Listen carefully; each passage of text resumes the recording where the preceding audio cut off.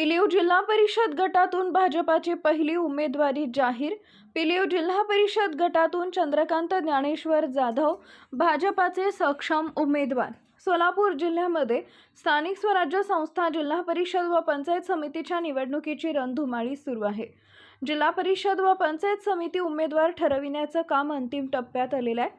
महाराष्ट्र राज्याचे ग्रामविकास व पंचायत राज मंत्री तथा सोलापूर जिल्ह्याचे पालकमंत्री नामदार जयकुमार गोरे, माढा लोकसभेचे कार्यतत्पर व पाणीदार माजी खासदार रणजितसिंह नाईक निंबाळकर, भारतीय जनता युवा मोर्चाचे राष्ट्रीय उपाध्यक्ष व माळशिरस विधानसभेचे लोकप्रिय दमदार आरोग्यदूत माजी आमदार राम सातपुते यांनी माळशिरस तालुक्याच्या पूर्व भागात मराठा समाजाला न्याय दिलेला आहे।